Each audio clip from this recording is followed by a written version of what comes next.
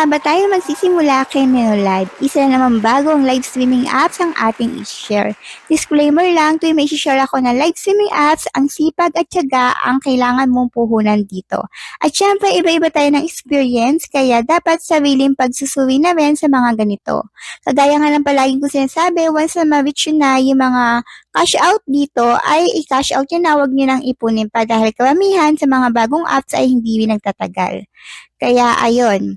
So dito nga pala, pwede ka mag-sign in sa inyong Google account. And then kailangan mo din ng agency dito.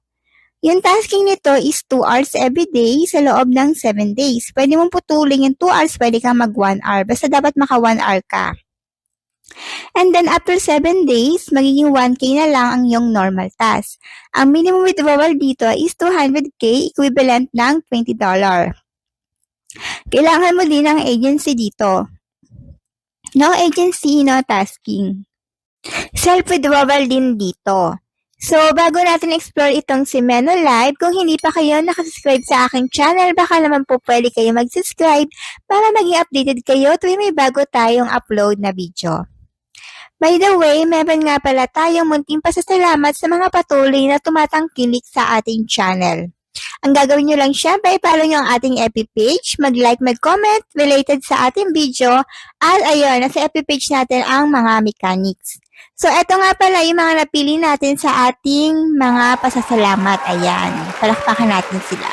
Reminders lang po, sundin po natin ang mechanics para mapasali po kayo dito. So, abat na, explore natin si Menolive. By the way, kung kayo mahilig sa mga live streaming apps kagaya ko at kung ikaw ay active kay Papa Live, naghahanap ka ng mabilis na kuhaan ng coins at syempre, safe mag-top up at murang bilihan. I highly introduce nga itong si CocoDP sa loob na mahigit 1 taon ay ito ang ginagamit naming service. Kaya dahil dito ay subok na namin.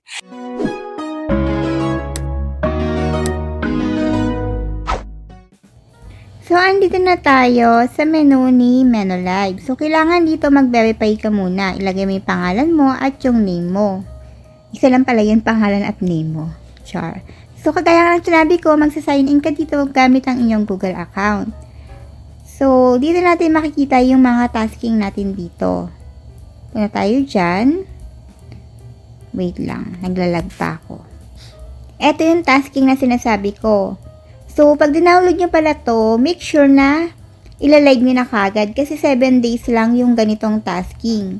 2 hours siya, pwede yung putol-putulin kada 1 hour. So, after lang 7 days, balik na sa 1K yung normal na tasking dito. Ayan, 200K equivalent sa $20. So, dito, kailangan may agency ka. So, kung gusto magpalit ng agency, ito yung nakalagay. The first change of agency, kailangan after 30 days pa daw, after mo maging creator. So, during the agency application process, you cannot change your agent. Ayan. 30 days pa. So, dito sa Boom Data, dito makikita kung nakailang minuto ka, nakailang oras ka ng live. Mas maganda pa sobrahan mo ng mga kahit 5 minutes yung pagla-live mo. Then, after mo mag-live, makukuha mo kagad yung sa tasking.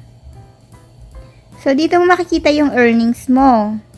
So, self-withdrawal po dito. Ayan. Sa mga magtatanong, dito mo siya makikita. Ayan. Sa cash out.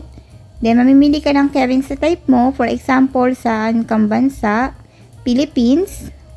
Mamili ka kung saan ka. Sa GCash, Maya, and so on. Then, GCash lagay mo. And then, dito mo na siya ilalagay.